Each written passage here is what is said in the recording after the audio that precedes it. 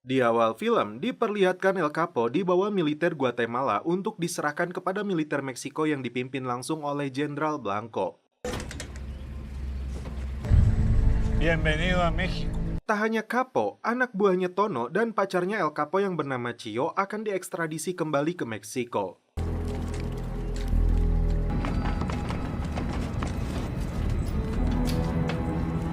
Presiden Meksiko mempromosikan Conrado menjadi penasehatnya menggeser Jenderal Blanco. Conrado akan berkoordinasi langsung dengan presiden untuk melawan perdagangan narkoboy.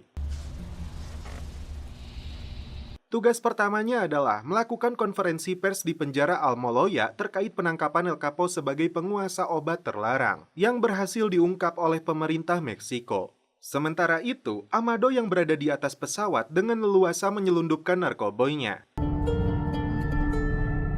Capo mencoba melakukan negosiasi dengan Blanco terkait wakil jaksa agung yang masuk dalam daftar orang yang disuapnya dengan nilai $1 juta tiap 2 bulan. Blanco tidak gentar karena wakil jaksa agung tidak ada hubungannya dengan presiden. Capo teringat dengan berkas yang dia ambil dari tangan Livas. Muncul nama Ignacio Larrazolo, teman dekat saudara presiden.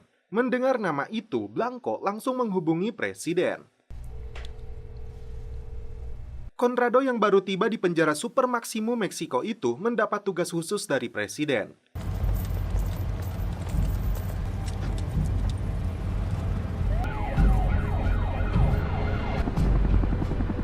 Direktur penjara ini menilai El Capo seharusnya tidak langsung dijebloskan ke dalam penjara ini karena dia belum melalui proses pengadilan dan ini bisa dianggap melanggar hukum. Namun karena ini perintah langsung dari presiden, dia tidak bisa membangkangnya.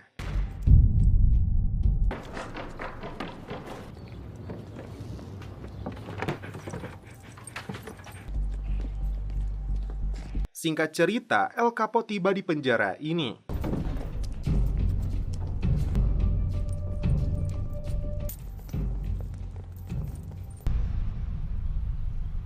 Dijebloskan ke dalam sel, El Capo disuruh mengganti pakaiannya dengan kostum khusus penjara ini. Sementara itu, puluhan media lokal dan luar telah berkumpul menunggu konferensi pers yang akan digelar di penjara ini. Jenderal Blanco sebelumnya sudah mempersiapkan diri untuk acara penting ini. Namun ternyata presiden langsung menariknya ke Los Pinos dan menyerahkan konferensi pers itu kepada Conrado. Seketika Blanco sangat kecewa.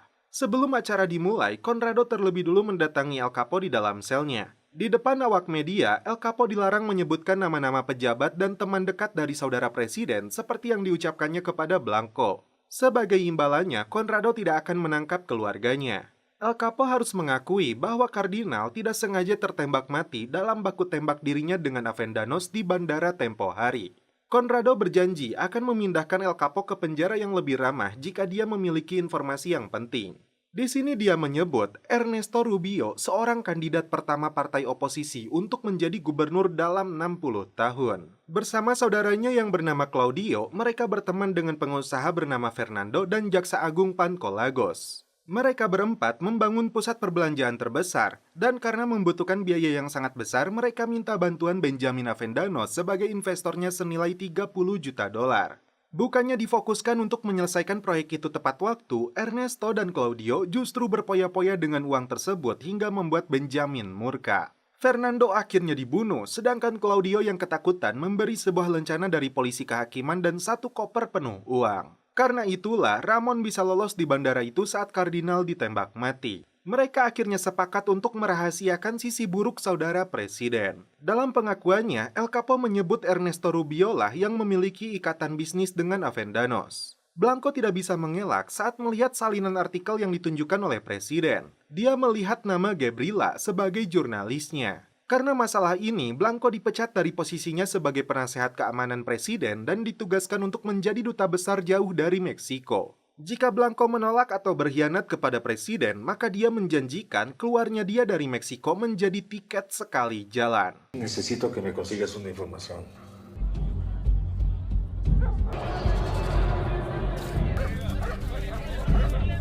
Saat konferensi pers pengakuan El Capo yang digelar secara langsung, keluarga El Capo termasuk seluruh bos kartel Meksiko menyaksikan tayangan ini.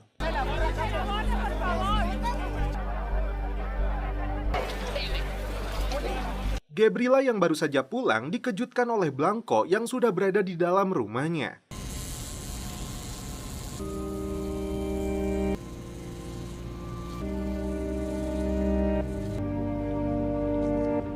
Setelah menjalani proses pemotongan rambut, kepala penjaga menegaskan aturan di dalam penjara La Palma ini harus ditaati oleh El Capo. Sí, señor. ¡Baje la mirada! Babak baru kehidupan bos kartel Meksiko ini dengan berbagai intimidasi, teror, kekerasan fisik dan psikis akan dirasakannya di dalam penjara ini.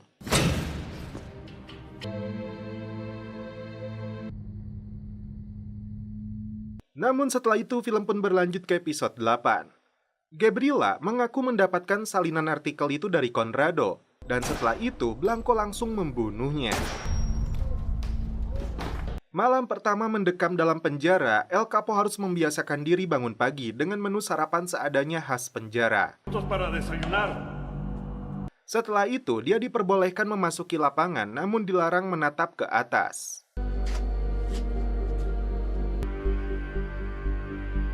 Di blok ini, terdapat beberapa tahanan yang bernama Samuel, Profesor Ruben, dan QQ. Banyak dari mereka yang kesulitan untuk tidur karena cuaca yang dingin. Buenas noches, Samuel. Buenas noches, Profesor Rubén. Mereka yang melanggar aturan termasuk tidak mau makan akan ditempatkan di sel isolasi yang sangat ditakuti para narapidana. ¿Entendido? Sí, señor. Aturan dalam penjara ini begitu ketat, bahkan Ruben tidak diperbolehkan menerima surat-surat yang dikirimkan putrinya. Aquí todo está prohibido, Chapo. Ketika narapidana lain bisa bertemu dengan keluarganya, justru ibu El Capo dipersulit dan harus melewati beberapa pemeriksaan hingga waktu kunjungannya keburu habis. Esa es una de sus tácticas, Chapo.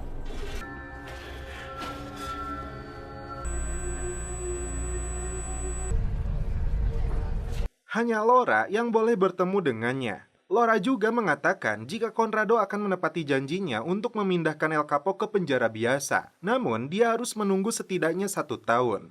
Setelah berita terbunuhnya Gabriela tersebar, Conrado was-was karena dia yakin Blanco lah pelakunya. Dia melihat seseorang di dalam mobil yang tidak dikenal mengintai depan rumahnya. Conrado berpura-pura pergi dari rumahnya. Blanco lalu menyusup untuk mencari dokumen asli bukti kejahatannya.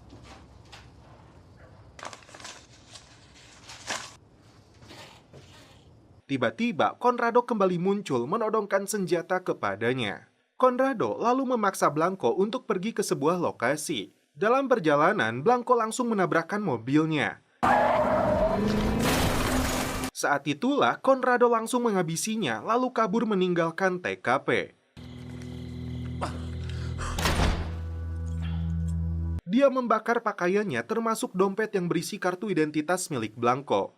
Di samping itu, El Capo mencari informasi orang yang bisa disuap di dalam penjara ini. No te metas con ella, Chapo. Setelah menyaksikan berita penemuan mayat Blanco dengan raut muka yang dipenuhi kebohongan, Conrado berjanji kepada presiden akan membantu menangkap pelaku pembunuhnya. Profesor Ruben mengaku kepada El Capo dia dijebloskan ke dalam penjara ini karena melakukan aksi demonstrasi dan memblokir jalan. Laura kembali datang ke penjara untuk memberitahu El Capo bahwa ada seorang petugas penjara yang mengalami kesulitan untuk membiayai pengobatan anaknya. Saat berada di lapang, Capo mencoba menyuap petugas ini. Namun, Capo justru dihajar dan tidak akan mendapat jatah makan malam. Karena luka di kepalanya itu, Capo mendapatkan obat dari dokter penjara. Saat makan siang, Capo memberikan sisa obat itu kepada Ruben untuk membantunya bisa tidur. Buenas noches, Profesor. Buenas noches, Chapo. Di pagi harinya, petugas penjara melakukan sidak. Sialnya, Profesor Ruben terlambat bangun akibat terlalu nyenyak dengan obat yang diberikan oleh Capo.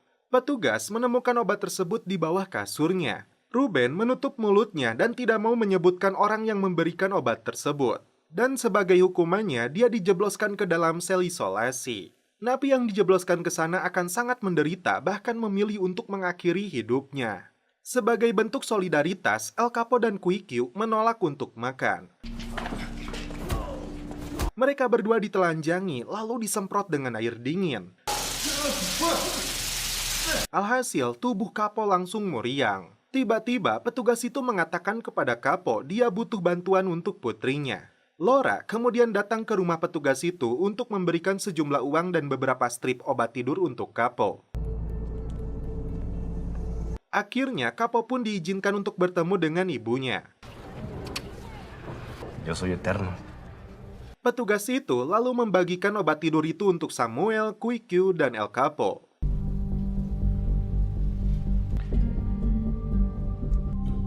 Buenas noches, Chapo.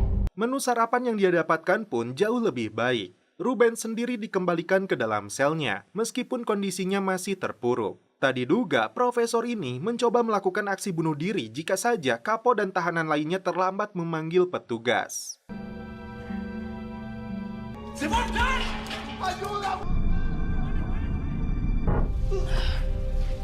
Khawatir dengan keadaannya, Capo meminta petugas membawanya ke dokter. Karena petugas ini tidak mau menuruti permintaannya, Capo mengatakan agar membantunya seperti dia sudah membantu putrinya. Petugas ini pun murka setelah Capo membocorkan rahasianya. Alhasil, Capo dijebloskan ke dalam sel isolasi. Dan setelah itu, film pun berlanjut ke episode 9. Sebulan sudah Capo mendekam di dalam sel gelap itu. Petugas itu datang membacakan surat dari istri pertamanya jika dia telah menikah lagi karena terlalu lama menunggu kebebasannya. Belum jelas kebenaran isi suratnya karena Capo tidak diperbolehkan memegangnya. Tapi yang pasti, mental dan psikologis Capo benar-benar diuji di dalam sel ini. Capo lalu dibawa menemui kepala penjara yang ternyata adalah seorang wanita. Capo berjanji untuk menjalani kehidupan yang berbeda dan melupakan segala kemewahan dan kekuasaan sebagai raja obat bius. Tak percaya dengan ucapannya, Capo kembali dijebloskan ke dalam sel isolasi selama sebulan lagi. Sebuah pengeras suara sengaja dibunyikan di depan selnya untuk menghancurkan psikologis Capo.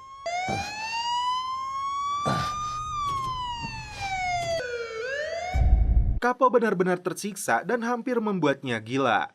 Beberapa hari, Capo tidak makan dan mengeluh sakit perut. Petugas lalu membawanya ke dokter dan menyuruhnya untuk mandi.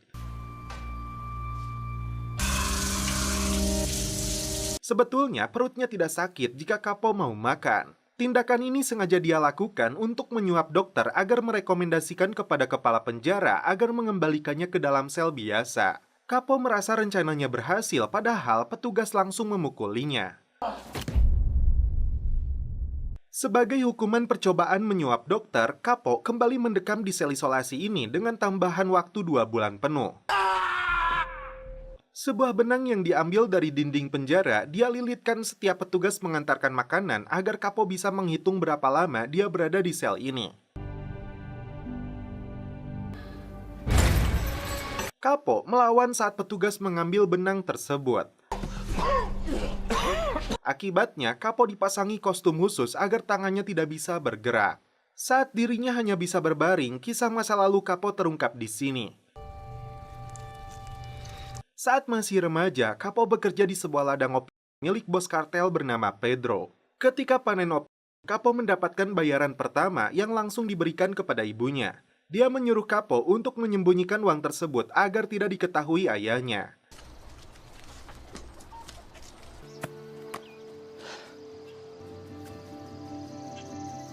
Namun ternyata ayahnya menemukan uang tersebut.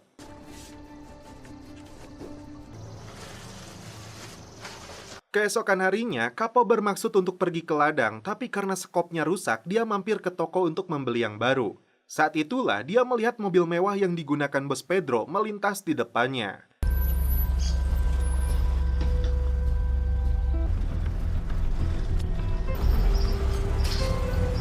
Tertarik dengan mobil tersebut, Capo menawarkan dirinya untuk mencuci mobil itu.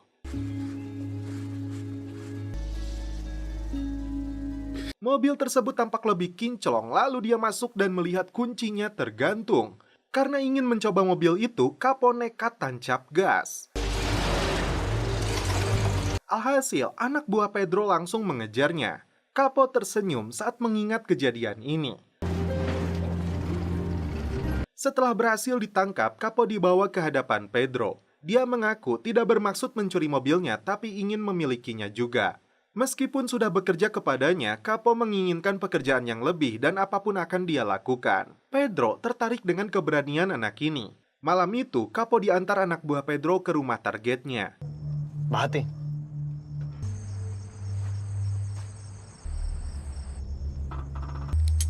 ¿Qué haces?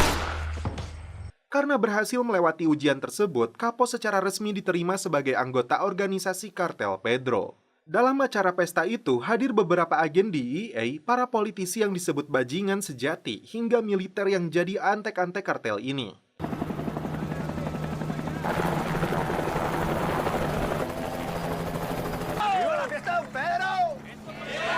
Meskipun ayahnya melarang, Capo nekat untuk pergi dari rumahnya demi cita-citanya menjadi Raja Obat Bius Meksiko. Setelah 4 bulan dikurung di dalam sel isolasi, akhirnya Capo dikeluarkan karena dianggap berperilaku baik. Llévenlo a su celda.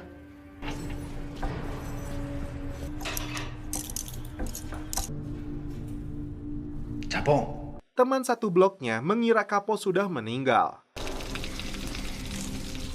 Setelah membersihkan diri dan mencukur rambutnya, temannya memberitahu jika Profesor Ruben tidak pernah terlihat lagi. Menurut informasi, dia dibawa ke daerah khusus. Joaquín, Guzmán lo era. Capo lalu mengajukan dirinya untuk bekerja di penjara ini menjadi petugas kebersihan. Contenedor del patio. Saat membuang sampah itu, dia melihat sebuah truk membawa bahan makanan ke penjara ini. Saat Laura kembali datang mengunjunginya, Capo punya rencana, lalu dia menghubungi Guerrero untuk minta bantuannya. Mereka mendatangi rumah penjaga penjara untuk memberi ancaman kepadanya. Saat Laura kembali berkunjung, petugas itu langsung keluar. Capo mengatakan akan kabur dari penjara ini menyusup ke dalam truk makanan. Karena itu, dia minta bantuan Laura untuk membuat lantai palsu di dalam truk. Selain itu, mereka juga harus menyuap sopir, keneknya, dan penjaga.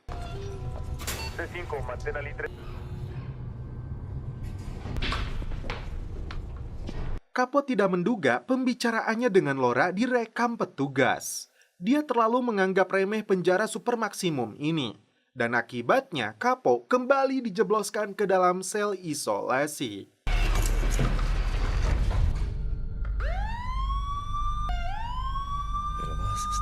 Dan setelah itu, film pun berlanjut ke season selanjutnya.